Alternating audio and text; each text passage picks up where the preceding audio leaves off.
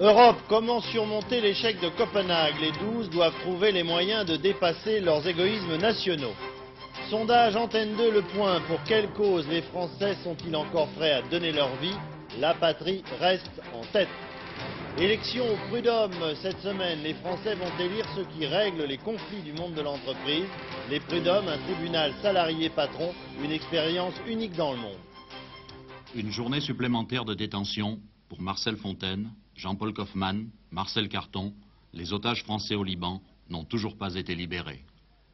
Madame, monsieur, bonsoir. Il n'est pas un jour en France où l'on évoque le problème de l'insécurité. Non pas à propos de la grande délinquance qui est globalement en régression, mais plutôt à propos de la petite criminalité, celle des voleurs à la tire qui augmente. Les causes en sont multiples, drogue, chômage, pour n'en citer que deux. C'est pour stopper l'augmentation de ce genre, de ce type de délit que la police lilloise a décidé de mettre en place des caméras dans les rues piétonnes de la ville où ont lieu une grande partie des agressions. Le résultat a été rapide et probant. Une douzaine d'arrestations en quelques semaines à peine. Autre intérêt de ce système, il peut également jouer un rôle préventif comparable aux radars et aux appareils de photo automatiques installés sur les autoroutes et les routes françaises. Cela dit, on ne peut l'ignorer, l'emploi de cette technique pose un vrai problème de droit. Patrice Velay. Des pickpockets, des voleurs à la tire, pris la main dans le sac. Une bande organisée dans la zone piétonne de Lille, filmée 3 semaines durant par les policiers. 12 arrestations de jeunes drogués. En 3 mois, ils avaient volé plus de 350 portefeuilles. Une opération menée en concertation avec le procureur de la République et le parquet de Lille. Efficacité indiscutable, le centre-ville est devenu plus sûr. Mais de telles opérations de surveillance vidéo se déroulent à l'insu du public. Et chacun a droit à son image, chacun a droit à sa liberté de circulation. Quand vous êtes dans un supermarché, vous savez que vous allez être filmé, vous allez passer contrat avec le supermarché. Là, pas de problème. Vous êtes dehors, vous avez votre liberté d'aller et de venir. À ce moment-là, vous n'avez pas envie, sûrement, d'être filmé. Ça, c'est le premier point. Le deuxième point, c'est jusqu'où va aller le quadrillage policier. Est-ce que le quadrillage policier, par l'image, va aller jusqu'à la salle de bain avec les moyens perfectionnés, ou bien est-ce qu'il va se maintenir au cadre de la cité? Et troisième point, qui est très important, c'est qui va-t-on filmer? Est-ce que l'on va filmer une personne qui est agréable à voir et se maintenir à celle-là, ou bien quelqu'un qui a une mine plus ou moins patibulaire? Une première dans la lutte contre la petite délinquance. Cette technique sera-t-elle généralisée? Trop tôt pour le dire. Cela dépendra peut-être de la réaction du public. Il avait déjà mal accueilli le contrôle photographique sur les routes à partir d'un radar. À l'issue du sommet européen de Copenhague, le seul point sur lequel tout le monde soit d'accord, c'est qu'il constitue un échec grave pour la communauté, même si un sommet extraordinaire a été convoqué pour le mois de février prochain. Comment analyser cet échec, comment le surmonter, par quels moyens? C'est ce que les participants à un colloque Euro 92 ont essayé de définir aujourd'hui à Paris. Laurent Boussy. L'Europe, nous pouvons la rater. Cette phrase extraite du discours inaugural de Valéry Giscard d'Estaing au Forum Euro 92 ressemble ce soir à la sirène d'une ambulance après un grave accident. Jacques Delors, président de la Commission des communautés européennes de Bruxelles, ne s'y est pas trompé. Lui qui, avant de monter à la tribune de ce colloque, nous confiait son amertume après l'échec de Copenhague. Je ne suis pas catastrophé, mais disons qu'un succès aurait été préférable dans le contexte actuel, l'évolution rapide des rapports Est-Ouest, des questions de sécurité qui nous concernent au premier chef, et aussi la crise monétaire et boursière qui continue. Alors qu'est-ce qu'il a manqué pour que ça marche, pour que ce soit une réussite? Il a manqué que les chefs d'État et de gouvernement, au lieu de se plaindre, de discuter du détail, aient mis de l'ordre chacun dans leur maison, donné des instructions à leurs ministres, et à ce moment-là, ils n'auraient eu à se prononcer que sur les 4 ou 5 options qui forment l'essentiel de mes propositions. Mais hier, ce qui leur a manqué, c'est vraiment la volonté politique et la largeur de vue.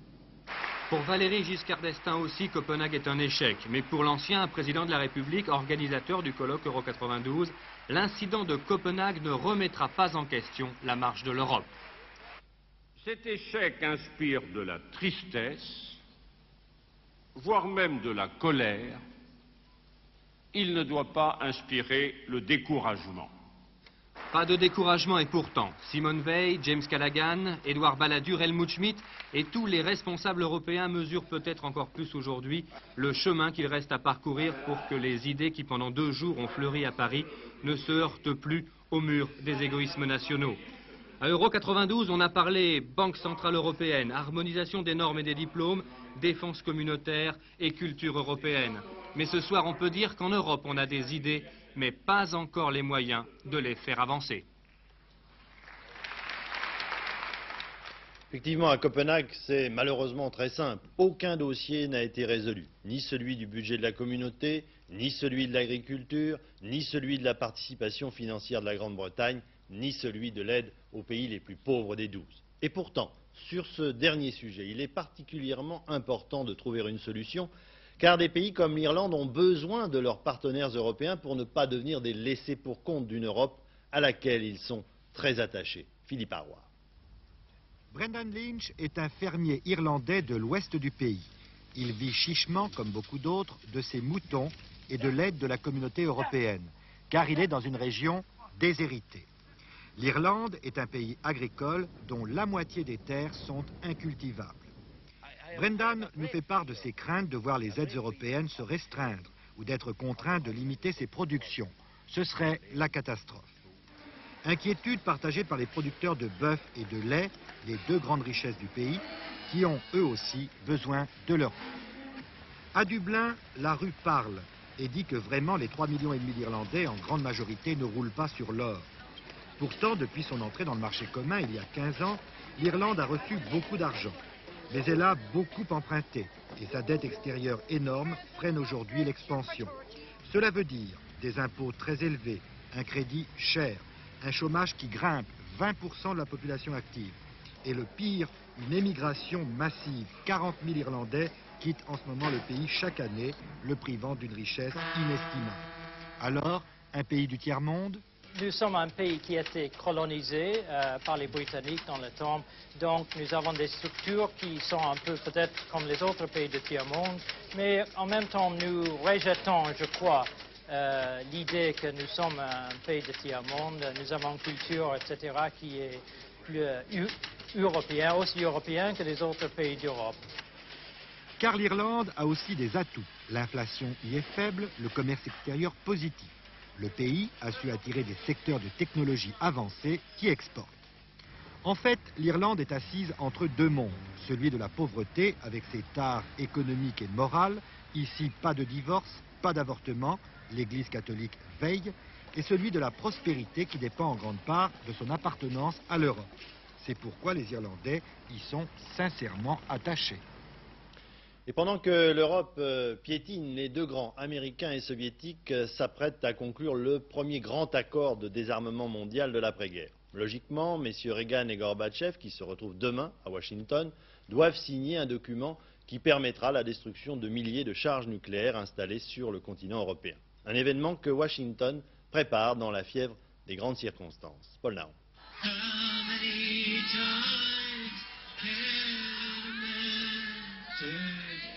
Ils étaient des milliers hier devant la Maison-Blanche pour fêter le désarmement.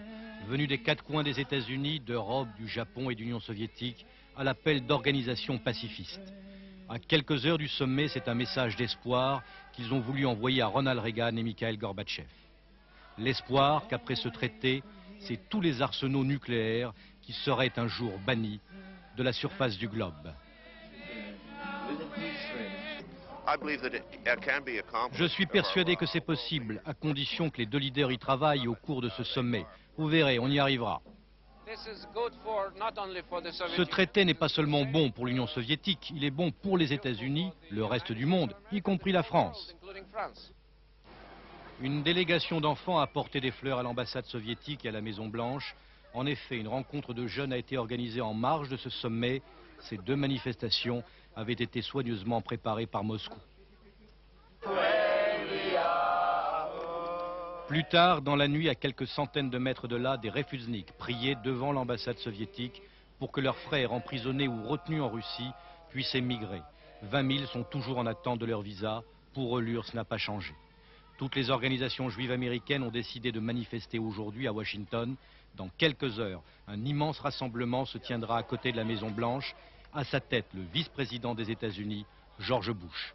Une manifestation qui arrange bien la Maison-Blanche. 24 heures seulement avant l'arrivée de Mikhaïl Gorbatchev, le président des États-Unis est attaqué par ses propres troupes du Parti républicain. Certains l'accusent d'être le meilleur agent des soviétiques. D'autres affirment que si le président des États-Unis n'est pas extrêmement prudent, ce sommet sera celui de la honte. Alors pour essayer de désarmer toutes ces critiques, Ronald Reagan ne cesse de répéter depuis 2 jours qu'il ne fera aucune concession à Moscou sur 2 problèmes majeurs, l'Afghanistan et les droits de l'homme. Ce sommet Reagan-Gorbatchev n'est pas le premier tête-à-tête entre dirigeants américains et soviétiques au plus haut niveau. Kennedy, Nixon, Carter ont ainsi, eux aussi, pratiqué ce type de rencontre au sommet. Elles ont toujours fait beaucoup parler, mais les résultats ont été d'intérêt inégal. Jacques Abouchard.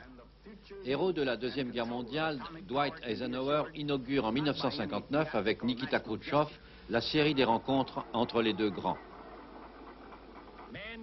2 ans plus tard à Vienne, John Kennedy et M. K entrent dans le vif du sujet et abordent la question du désarmement.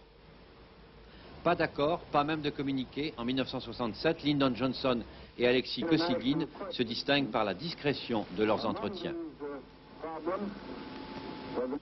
Richard Nixon et Léonid Brejnev réussissent la percée. Ils signent les premiers accords limitant les armements en 1972 à Moscou, puis l'année suivante à Washington. Tombé dans la trappe du Watergate, Richard Nixon s'efface. Gerald Ford a rendez-vous avec M. Brejnev à l'automne de 1974. Il n'en sort d'ailleurs rien de très concret. Entracte de 5 ans, puis le leader du Kremlin et Jimmy Carter conclut à Vienne un traité sur la limitation des armes stratégiques offensives. 5 ans de bouderie entre la Maison-Blanche et le Kremlin avant que Ronald Reagan et Mikhaïl Gorbatchev se retrouvent en terrain neutre à Genève en 1985. Promis jurés, les 2 super grands décident de se revoir l'année suivante à Washington. Ils se ravisent, font chacun la moitié du chemin jusqu'en Islande pour un constat d'échec retentissant. Pendant qu'Américains et Soviétiques discutent du désarmement nucléaire en Europe, c'est-à-dire de notre sécurité, un sondage Sofres pour Antenne 2 et le magazine Le Point arrive au bon moment. Il tombe à pic en fait. La question posée sous plusieurs formes peut être formulée ainsi. Pour quelle cause êtes-vous encore prêt à vous battre, vous Français, et éventuellement donner votre vie? Bernard Benjamin. Première question, dans quel cas doit-on se battre au risque d'y laisser sa vie? 18% des Français pensent qu'il le faut en cas d'invasion des pays avec lesquels nous avons des traités d'alliance, mais 74% pensent le contraire. 32% sont d'accord pour se battre en cas d'invasion d'un pays allié, comme l'Allemagne par exemple. Ils sont 29% en cas d'invasion de nos possessions d'outre-mer, mais 75% des Français sont prêts à se battre en cas d'invasion du territoire français. Deuxième question, la France devrait-elle, selon vous, utiliser sa force nucléaire? Oui, pensent 20% des Français, si l'Union soviétique envahit l'Allemagne, 41% si l'Union soviétique envahit le territoire français, 52% enfin si l'Union soviétique utilise l'arme nucléaire. Troisième question, avec l'accord sur l'option 00, que souhaitez-vous pour la France? 25% pensent qu'elle devrait réduire son armement nucléaire, 56% qu'elle le maintienne tel qu'il est, 9% qu'elle l'augmente. Quatrième question, à votre avis, la force nucléaire française permet-elle d'assurer la sécurité de la France? 53% le pensent, ils sont 30% à être d'un avis contraire. Cinquième question enfin, en cas d'attaque militaire contre l'Europe de l'Ouest, croyez-vous que les États-Unis utiliseraient leur force nucléaire pour venir au secours des pays européens? 38% oui, ils l'utiliseraient, 37% non, ils ne l'utiliseraient pas.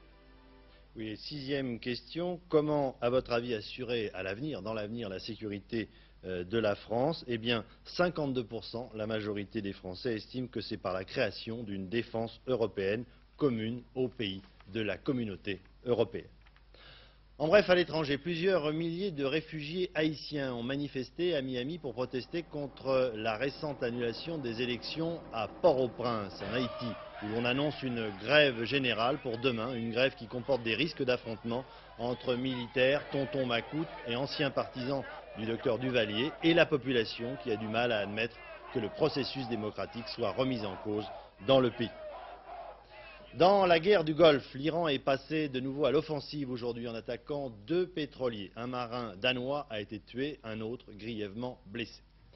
Après un journal libanais hier, un quotidien américain et un hebdomadaire anglais écrivent aujourd'hui que la France a bel et bien versé une rançon pour obtenir la libération de ces 2 otages libérés la semaine dernière et qu'en outre, elle a accepté de livrer du matériel militaire à l'Iran. Le gouvernement français dément une nouvelle fois catégoriquement. Par ailleurs, M. Boulouk, le juge d'instruction chargé d'interroger Vahid Gorgi, le ressortissant iranien libéré dimanche dernier, affirme dans le journal du dimanche qu'il n'a fait l'objet d'aucune pression et que rien dans le dossier n'accusait Vahid Gorgi formellement quant à sa participation à des attentats terroristes en France en 1985 et 1986. En France, le Parti communiste réuni à Saint-Ouen a reconduit à sa tête M. Georges Marchais. Lorsqu'il est en situation difficile, vous le savez, le Parti communiste a l'habitude de serrer les rangs, de revenir à une certaine forme d'orthodoxie. Cette fois encore, les communistes n'ont pas dérogé à cette ligne de conduite. Jean-Michel Mercurol. La faucille et le marteau, à nouveau signe de ralliement pour les communistes. Le PC ce soir a retrouvé son credo, l'unanimité. Direction approuvée et reconduite, contestataire écarté, le dernier, Félix Damet, a disparu aujourd'hui du comité central. Le 26e congrès parachève la normalisation du PC, centralisme et discipline à l'intérieur, combat de classe et rassemblement populaire à l'extérieur. C'est la tactique d'un parti isolé qui s'auto-décrit comme attaqué ou censuré par les médias et qui serait le seul à rompre le consensus de l'injustice et de la résignation. Le programme de François Mitterrand, de Michel Rocard, des dirigeants socialistes, c'est une politique qui ne diffère en rien sur l'essentiel de celle de la droite. Qui dit il faut trouver une solution neuve, une union nouvelle des forces populaires qui leur permettent de conquérir la majorité et de gouverner ensemble pour le changement. Et qui se bat pour cela? Le Parti communiste. Seulement le Parti communiste. Fort de sa différence, le PC espère attirer vers lui le vote des mécontents, cela bien au-delà de ce qui lui reste d'influence. Car seul compte véritablement le score Lajoigny au soir du premier tour, une sanction déterminante qui décidera de l'effondrement, de la survie ou de la convalescence du parti. Oui, toujours dans l'optique de la prochaine élection présidentielle, récemment, le socialiste Jacques Delors avait déclaré pourquoi pas Premier ministre de Raymond Barre si celui-ci est élu président à une large majorité, avait-il ajouté. Alors, réponse de l'intéressé chez nos confrères de TF1. Si la France doit être gouvernée, il faut qu'une ligne soit fixée, il faut que ceux qui adoptent cette ligne soient décidés à la soutenir, et l'on ne demande pas aux gens quelles sont leurs étiquettes, on respecte leurs étiquettes. Moi, je ne demande à personne de renier ses convictions profondes. Et si M. Delors estime que cette ligne peut être soutenue, s'il veut venir, pourquoi pas?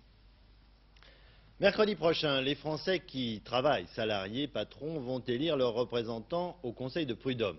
14 872 conseillers sont à élire. C'est à eux qu'il reviendra de faire fonctionner une instance paritaire unique dans le monde et qui permet au monde de l'entreprise de régler finalement lui-même ses problèmes. Conseiller prud'homal, une charge qui demande avant tout beaucoup, mais vraiment beaucoup de bonne volonté. Patrick Boitet. Aux Aciers d'Alvar, une entreprise métallurgique de l'Isère, 2 à 3 fois par mois, le directeur du développement social, Patrick Bandrier, s'absente de la société. Direction le Conseil des prud'hommes de Grenoble. Il y siège à la section encadrement. À ses côtés, 2 élus des salariés et un autre élu des employeurs. La présidence de la séance est assurée à tour de rôle par un conseiller salarié ou patronal. Aujourd'hui, Patrick Bandrier. Chaque semaine, dans cette section, on étudie 5 à 6 dossiers. La majorité d'entre eux concernent le non-respect du contrat de travail. Patrons ou employés peuvent être défendus par des avocats. Ils y ont intérêt. Toutes ces affaires ont en commun la méconnaissance du droit par les parties en présence. Il arrive fréquemment que des petites entreprises ou des petits patrons ne connaissent pas parfaitement le droit du travail, donc souvent font des erreurs de procédure. Ça existe aussi chez les salariés de la même façon, bien évidemment. Donc des erreurs de procédure et souvent, sur le fond, on pourrait leur donner raison, mais en droit, on est forcé de leur donner tort parce qu'il y a une méconnaissance du droit du travail. On est en Après l'audience, le délibéré. Une obligation, chaque jugement doit être rendu à la majorité. Il peut y avoir litige sur un point, normal pour des non-spécialistes, mais rarement de confrontation directe entre conseillers salariés et patronaux. Je ne pense pas que ça se passe comme ça dans aucun conseil. Nous avons, comme je vous disais tout à l'heure, nous avons de toute façon des textes que nous devons suivre et nous sommes là pour les faire appliquer. Et si ça ne marche pas? Et si ça ne marche pas, le dernier recours, c'est de faire appel à un juge départiteur, un juge professionnel, qui est donc la 5e personne. Et lors des audiences qui sont recommencées de la même façon, la majorité, à ce moment-là, se prend à 3 contre 2. Et donc, il n'y a plus de problème. Régulièrement, la rédaction des jugements amène Patrick Bandrier à ramener du travail chez lui pour le soir ou le week-end. Un véritable sacerdoce qu'être conseiller prud'homme. Et pourtant, il a décidé de continuer. Comme il le dit lui-même, il faut bien que quelqu'un le fasse. Ainsi, grâce à 15 000 anonymes, les prud'hommes marchent bien. Rien qu'à Grenoble, on traite 1700 affaires par an. La durée moyenne d'attente est de 8 mois par dossier. L'industrie du bâtiment français a décidé de faire connaître son savoir-faire. Aujourd'hui, et puis dimanche prochain encore, dans tout le pays, vous êtes invités à visiter plus de 200 chantiers considérés comme, disons, des vitrines de l'innovation technologique et de la création architecturale. Jean Pézieux a suivi une famille partie à la découverte des chantiers de sa région, le Nord-Pas-de-Calais. Cette maison en bois, il faudra tout juste un mois pour la construire. Une rapidité qui étonne les habitants du village de Perne habitués aux maisons en briques. Parmi les nombreux curieux, la famille Lamec, pour qui on construit cette maison. Elle leur coûte 500 000 francs pour 110 mètres carrés. Comme tout le monde, ils sont surpris par la technique. Surtout de voir monter un petit peu tout, ça va vite. On ne s'attendait pas à ça. Hein. Donc c'est quand même quelque chose d'intéressant de voir d'une façon concrète, disons, la réalisation de ce qu'on a mis sur papier. La façon dont ils font la maison, je trouve que c'est comme un jeu, oui. C'est penser un puzzle. Parmi les chantiers ouverts au public ce dimanche, l'usine Cocard, près d'Amiens. C'est ici que sont fabriqués les panneaux qui forment les murs des maisons en bois. Les Lamec auront tout suivi en compagnie de centaines de visiteurs, informés désormais sur cette technique qui renouvelle le bois dans la construction. Ça nous a permis de voir un petit peu de quelle façon notre construction va être élaborée.